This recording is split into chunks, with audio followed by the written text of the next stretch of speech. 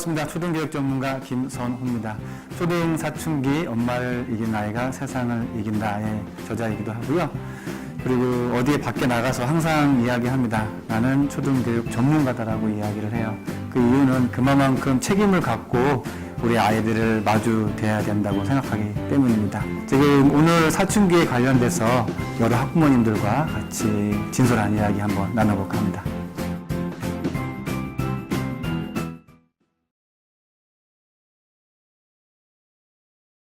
제 딸도 지금 5학년이고요. 사춘기입니다. 그런데 본인이 4학년쯤 됐을 때 3.5춘기라고 얘기하고, 그 무슨 의미냐면 아직은 사춘기가 아니니까 좀 미리 준비해라라는 그런 의미였고요. 그때 무슨 말을 시작했냐면 아빠 미워라고 이야기를 합니다. 그러면 그게 상처가 될 것 같은데 오히려 그 말을 들을 때마다 저한테는 일종 위로가 됐어요. 왜냐하면 아빠 미워하고 나서 꼭 그 다음 말로는 엄마는 더 미워라고 얘기를 했기 때문에 이제 저한테는 오히려 위로가 되는 말이었는데요.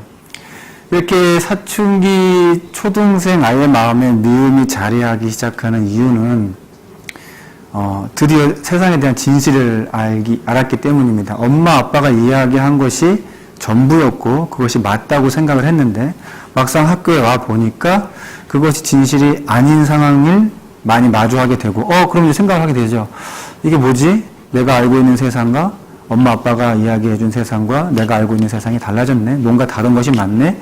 그래서 첫 번째로는 이것을 이제 주체적인 인식을 하기 시작했다고 이야기하는데요. 쉽게 표현하면 세상에 대해서 의심을 하기 시작했다는 겁니다. 그러면 나에게 의심을 준 사람에 대해서 미움을 갖기 시작하겠죠.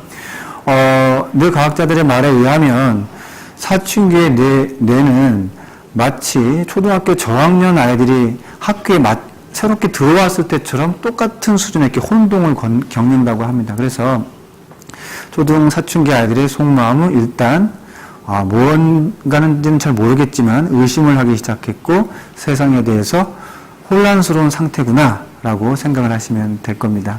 이럴 때 아이들이 부모에게 바라는 점은 이겁니다. 자신에 대한 영역을 확대를 하고 싶어 해요.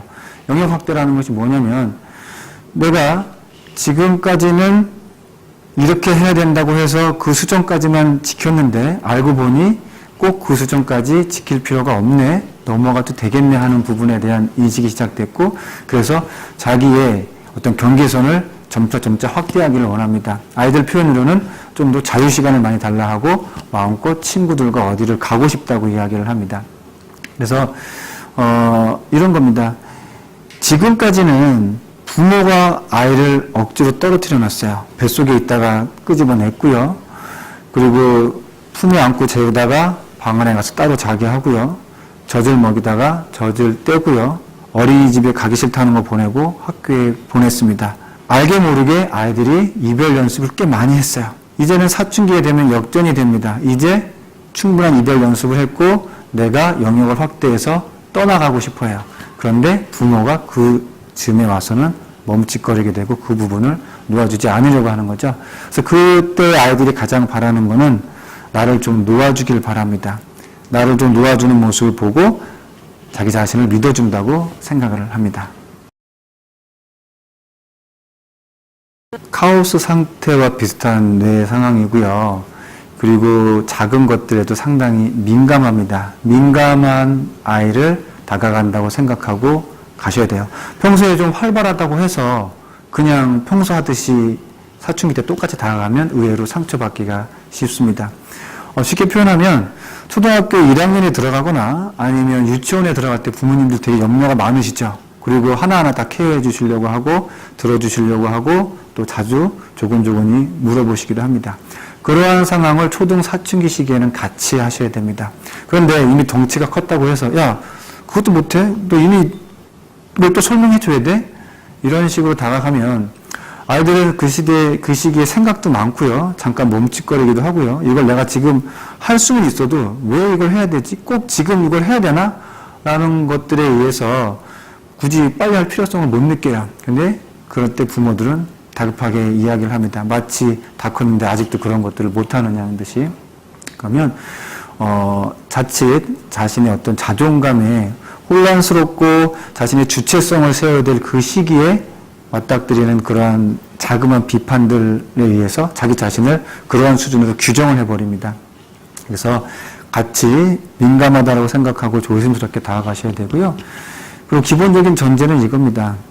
내가 부모라고 해서 초등 사춘기 시기에 부모로서 어떤 인정을 받으려고 하는 마음을 포기한 상태로 접근을 하셔야 됩니다. 그건 뭐냐면 그 시기에는 타인을 인정해주는 시기가 아니고요.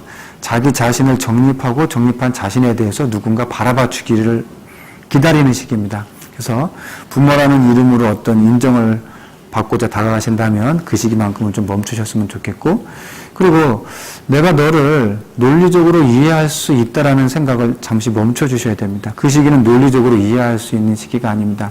자꾸 이렇게 캐물으실 수가 있어요. 왜 그랬는데? 라는 어떤 논리적인 답을 듣고자 하시는데 대부분의 대답은 이겁니다. 그냥요.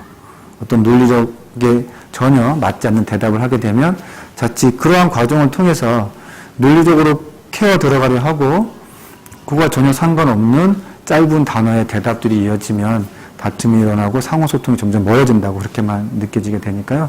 일단 논리적인 시도는 잠시 이 시기는 멈춰야 되겠다 그렇게 생각을 하시면 되겠습니다.